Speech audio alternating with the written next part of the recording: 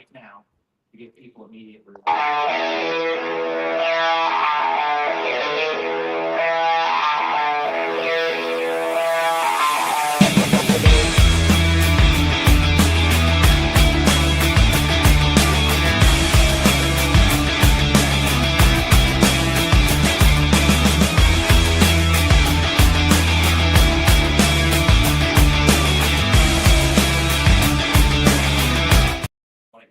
Everyone's experience and thoughts on what we can do outside this plan to make it even better is we do have to protect the core functions of government, that bullseye, in the archers, bullseye of public safety, first responders. It's things outside that. We need to start getting into, somebody told me about a program that Orlando is spending $400,000 to count the number of trees in the city limits. I mean, that should not be anything government even thinks about doing, much less appropriating money for.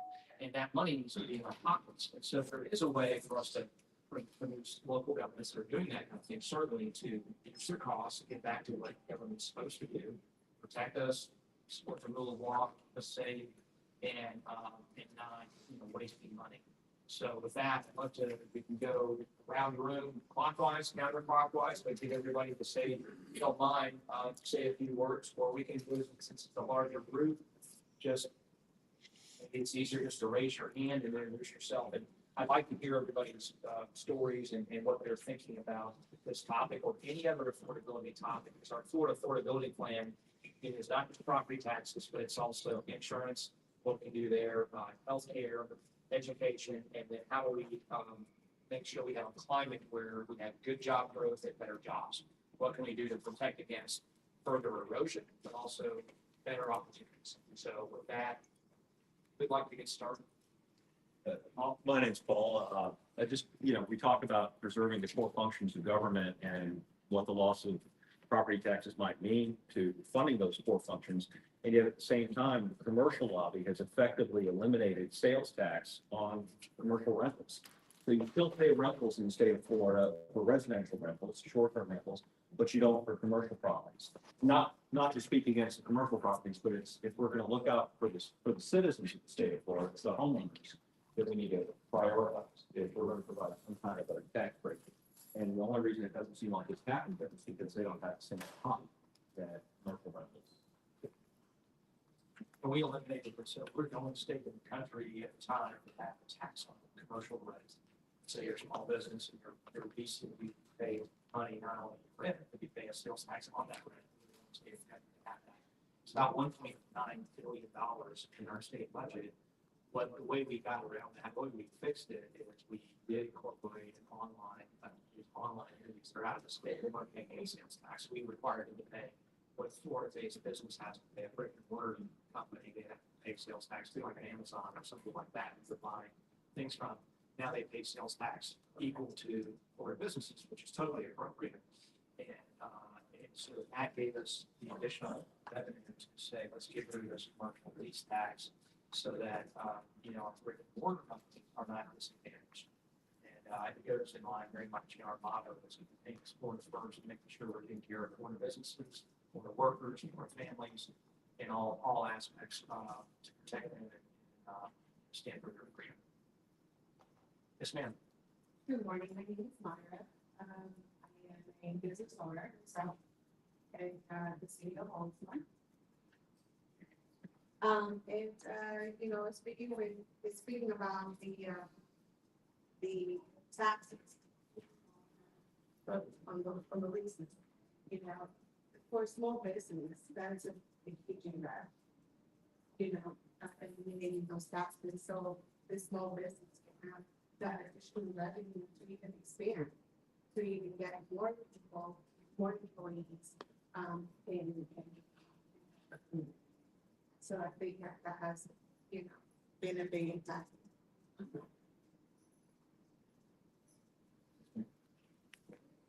My name is Elizabeth. Member, I'm from Sarasota, and I want to make 2 points. One is my husband and I, we built at the town 36 years ago. It's been paid, but we continue paying a lot of taxes in Sarasota. The other issue that I come here before you is the issue of HOA. It's an epidemic in the state of Florida. The abuses are huge. The attorneys of HOAs are targeting seniors like myself and many others. Like we have one 1-year-old veteran that they even put a man in my neighborhood. It's an abuse going on. And the problem that we have is that we are paying for the attorneys of the HOA board with our own money, but at the same time, the problem is that we need to get our own attorneys and pay the fees on ourselves. But then they're forcing seniors, if released to sell or move out. Sometimes they're in their homes, and that is being an abuse in the state of Florida. And I hope that this is something that you are going to take advantage of, because we have millions of people like myself and everyone. I think here, the majority of people, they have traveled with HOA enforcement, and our representative. Let him finish. Representative Flores, I've been working with him on the issue of reforms for HOA in the state of Florida. We have to stop. Thank you. Representative Esposito, down the road, and this is Lee County, I think, is also active in this. So when I was speaking, we had two different bills to start, getting our arms around the abuses. In my view on it is that an HOA, if you want to have an HOA, that's fine, but it should be a shield, not a sword, or protecting from, someone doesn't cut their grass for 6 months versus saying, well, you planted marigolds, but I like roses, so you're going to plant roses in your yard. And you do see that where people get on the board, they want to control everything. Selective enforcement. We like you, we don't like him, so we're going to go after him. And so we've started to put some of the same requirements around them as local governments, but some of them are worse than local governments. They're abused. So we will continue to look at that. And again, and another idea that I looked at, that may have been when I was speaking, but I spoke with one about HOAs, is that we did this with unions where they have to recertify every 3 years, and they don't have a majority of people that want to have that union goes away. And the complaints we got, well, this isn't fair. I said, look, I have to run every 2 years in the house. If I don't do a good job, I go. Yeah. And so why not have it where HOAs have to recertify and gain the confidence of their community? If it's a good HOA and they're not abusive and they're doing a good job and people want it, they can keep it. And if it's something that is, a band of 5 or 6 people on a board that are harassing everybody, none of we're all so busy to try to figure out who's going to run for what thing. I don't think it was on my board. I saw the names once and a piece of paper on the deck for 5 seconds before I threw it away, and that's shame on me, I guess. But what do we do to make sure that there's some facts? If you have an election or a recertification process, guess what? Like every politician, you think about how can I make people happy and not make people unhappy. The other issue is corruption. The larger HOAs, they're mandated to have an auditing, a serious auditing, forensic auditing. The small ones, they don't, and that's where the corruption is. Yeah, of course, one of Force's bills was directed to that, because there's money that was stolen. Oh, yeah, that's Is stolen. And there's not the same level of accountability in governance, accounting controls that would exist in a local government. It's still your money. So those kinds of things have to be brought into the process to make sure that it works for everybody. Thank you. Sure. Yes, ma'am. My name is Penny Lee Todd, and I'm from Palm Harbor, Florida. And I was also concerned about the HOA and the condo associations, because it seems like, the association, the 5 board members are, we as homeowners, there's 160 homeowners where I live, we as homeowners are paying all the bills. And there seems to be a lot of corruption, and there's not a whole lot of backup of accountability with the DPPR. I mean, they're always behind the 8 ball. It's like I have a complaint about the fact that on our website, we don't have the proper documentation that we're supposed to have. And PPPR has done nothing about it, but say, okay, well, we're still waiting for the legal counsel to take a look at it. So really, there's no recourse for these people to continue on the bad behavior of their spending. That's And the steps, you know, it seems like legal money laundering. Yeah. And I'm getting away with it. DPR doesn't have the resources to do that. And I hear they're understaffed. Yeah, they're very understaffed and very HOA, and so there's no way possible way they can. Yeah. So, and I know we're focusing on property taxes here, and I would just say, this is that I'm a former prosecutor, so we definitely want to have transparency, root out corruption. I think that's my doge. In addition to savings. We need I to think go- it's yeah, watching the community. corruption. Yeah. And I want to do it not just for the local governments, but for the state government as well. I mean, we need to look under the hood and see whether there's problems in the state government anywhere, and not just the savings, but something did the wrong thing. And you see these stories where, whether it's a private business or government, where people have been stealing money. And I was with a guy not long ago, and a very trusted guy, and he put in charge of his company and stole millions of dollars. And this happens, of course, when it's happening with taxpayer money, it's very serious. So we'll have a strong transparency agenda and accountability agenda for anyone that's not doing the right thing. But anybody on property taxes that has had an experience that, sure. My name's Jeff Warren. I am from Palm Harbor, Florida, as well, born in WN. And I think that I have some good experience. I got one of the largest real estate teams in Florida. I also own a mortgage company, property management company. So I'm pretty involved in real estate, right? And what I can tell you is that what I guess a lot of folks don't realize is with property values skyrocketing after COVID, you know, the amount of money coming into local municipalities has gone up over 100% in the last 5 years, which is obviously outpacing inflation by 3x. And it's just crazy to see the local, but look at Dunedin. I mean, anybody knows Dunedin, it's got a beautiful city hall now. I'm pretty sure a tiny town of Dunedin doesn't need that building, right? Right. So, you know, just I don't know the level of oversight that the governor or the state gives the local municipalities, which, you know, is limited. But there's got to be some sort of check and balance applied. And then when you add in the hurricanes that we experienced last year, which in the real estate world, hurricanes cause a boom. Like hurricanes, it's massive gentrification at one time. If you're looking at a home, a ranch style home that is on the block of maybe worth $1 million, well, that home's torn down and be replaced by a $3 or $4 million. So the property taxes that are going to be received from that one dwelling are going up 300, 400%. In fact, it could be 600% because the person's owned that home for 30 years with a Save Our Homes rent, and they were only really paying like this $500,000 home. And now the new buyer buying a $3 million home is going to be a $7 million. So we're going to see a 600% increase in property taxes on all these new homes being built where there was a, you know, Boulder Ranch style, for instance. So we're just seeing massive increases of property taxes going into the local municipalities. And they're just finding ways to spend it. In my parents' neighborhood, Palm Harbor, Florida, they like redid all the sidewalks for no reason. But they have new sidewalks now. I don't know why they needed new sidewalks, but they haven't. So it's one of those things where unfortunately when government gets money, they spend money.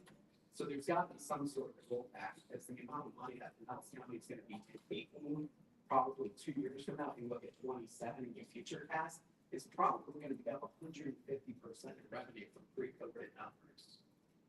Yeah, and I haven't mentioned yet another important piece is to roll back, but you gotta have local governments like state level. We have a 2/3 requirement. We created a new tax or fee or raised an existing tax or fee. We need a super majority vote in the House and Senate to do that, which is good. We proposed that on August legislature. We put down out voters supported it, obviously.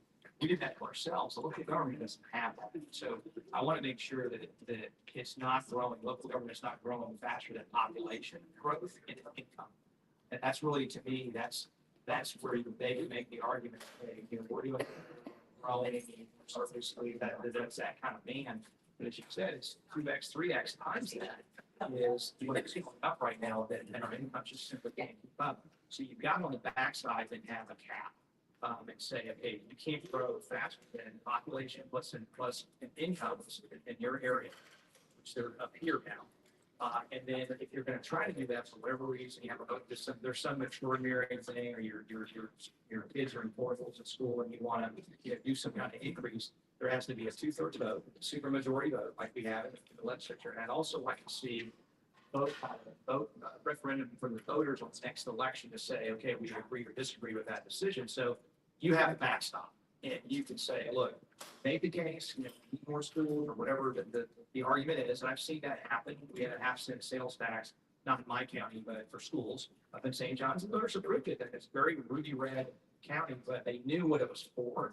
It had a sunset of 5 years to build more schools, and it goes away, and people supported it. And so if you make the case, people will support it. But if it's for new sidewalks or, a city hall the size of the city of Miami or something, and then even or Palm Harbor, no, you don't need to be spending that money, and find a cheaper location, a smaller location to accommodate that. And so I think you've got to have those caps and guardrails on the back end to make sure that it works. Otherwise, they're going to get you 10 different ways. This would be constitutional. But the rollback, again, make sure no tax increases next year. Everybody gets a tax decrease immediately while we wait on this longer term solution. But that part of that long term solution, from my plan, would be to put those constitutional caps in place. The legislature did something like this in that rollback convention, and they found ways around it. The Constitution, so it's got to be in the Constitution, so they can't bust it unless you, the voter, say, okay, we get it. We're harm's way. We got to pay our costs. We just don't have enough money. I don't know what that might be after the economic exception, where we have to do a temporary tax increase or something like that. But you guys control that, not because the staff is, you can be in a Republican area and there's good people there, but the staff is telling them, and they're putting these binders like, here, you need to raise taxes. And they can't talk to each other before the meeting, so they get in there like, well, the staff doesn't have to raise taxes. They don't want to do it, I have to do it. So, and that's what's happening all across the state. And they're now looking for ways to cut and roll back. Some counties have done better than others, but most counties have not done what they should do in the way of keeping that in line with midterms. That's why we're here today.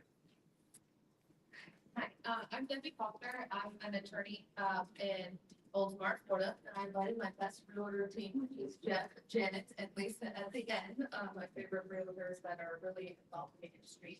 We're making this conversation. But one of the things I believe Representative Ryan Chamberlain has presented rolled out a property tax relief system. But one of the things that he pointed out in the latest, rollout of that situation is that the millage rate and the valuation of the property both are dual levers for the municipalities to sort of decimate our equity in our homes, keep rising our costs. They always find ways to spend more money.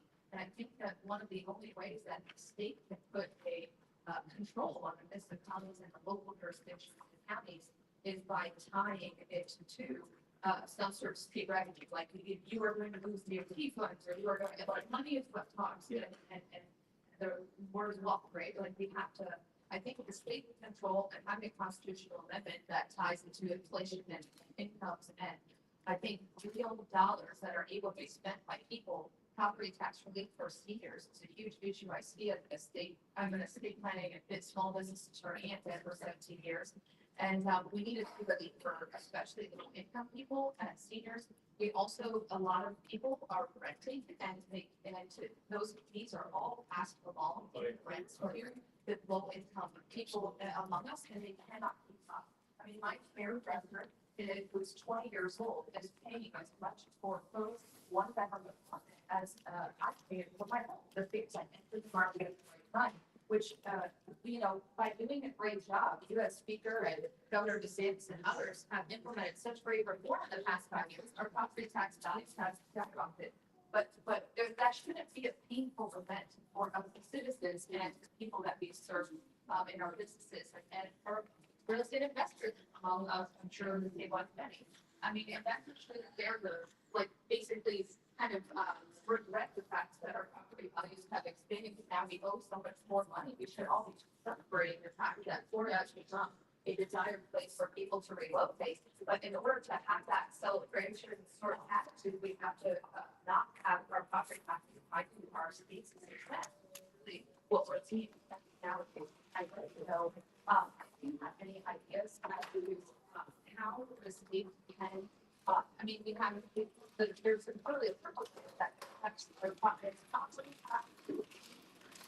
And the enforcement are drafted by Paul, and I think that's sort of hand in hand, that they keep on getting more invested with more intention to put into the state law that raise our overall cost of owning a home, and the cost of getting a home. And so I'd like to know if there's any sort of proposals that address both the property tax issue and raising it for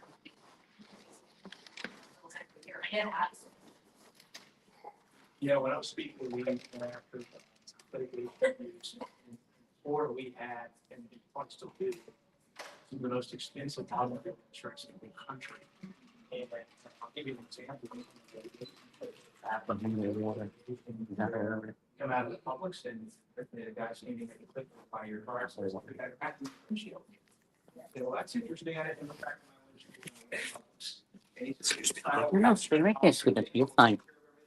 Charge, here's the help. You know, they lost me. And what they were doing is they would then with lawyers and try to go after, you know, and overcharge.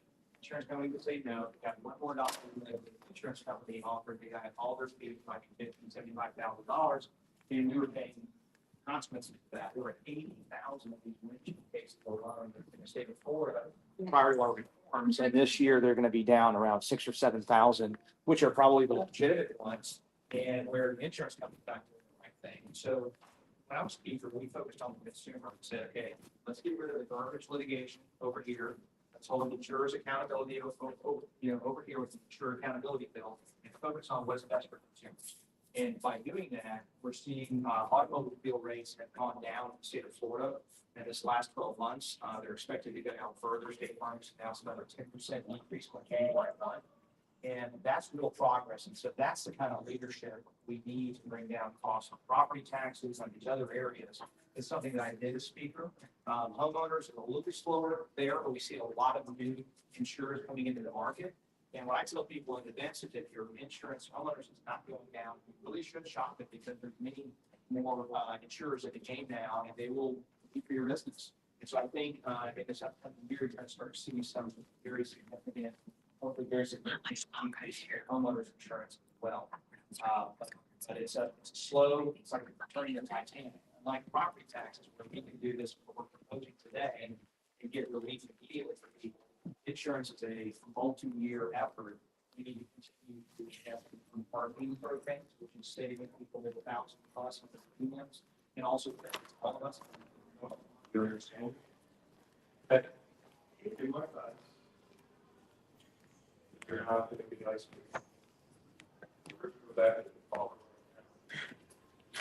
Yeah, Samantha said that the press conference stuff doesn't start like 11:15. I said, okay, I'll be right back. I'm gonna put this in the car. Okay. Thank you, my love.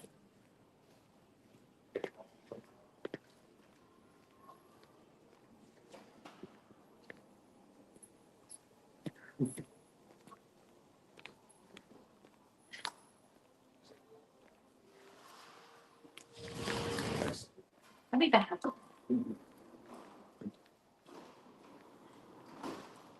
Be right back.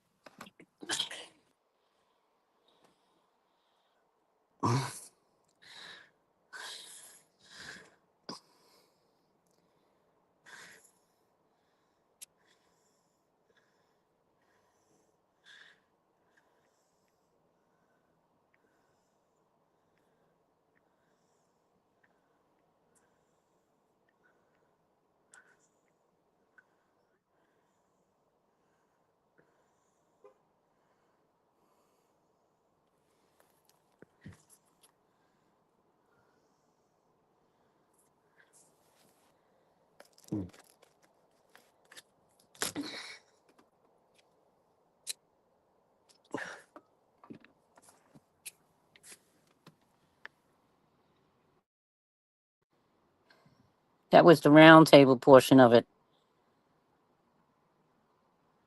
Period. The press conference starts around 11:15. A lot of the media is just all coming in there now.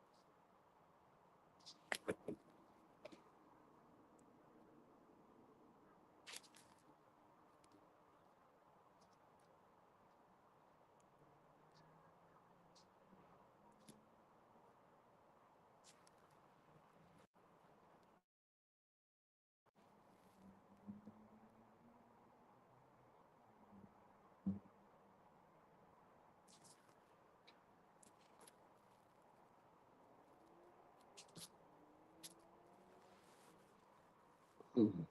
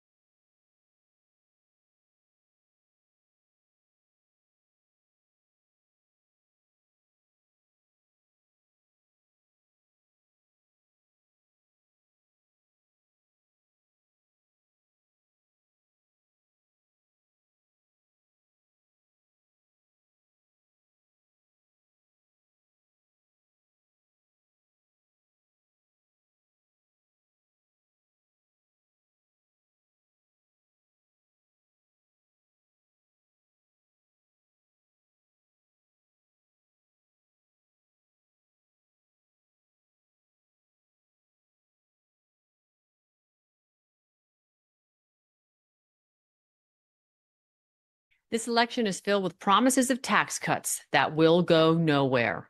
But don't let this excess noise blind you to what's really at stake, your retirement. As economic volatility continues to grow, few are talking about the consequence that could ripple through your retirement savings. Many wealthy investors have started preparing for the shockwave ahead. Have you? If you have $50,000 or more saved for retirement, click the link below or call 1-888-782-9064 and secure your free guide to gold IRAs from Augusta Precious Metals. Again, click the link below or call 1-888-782-9064.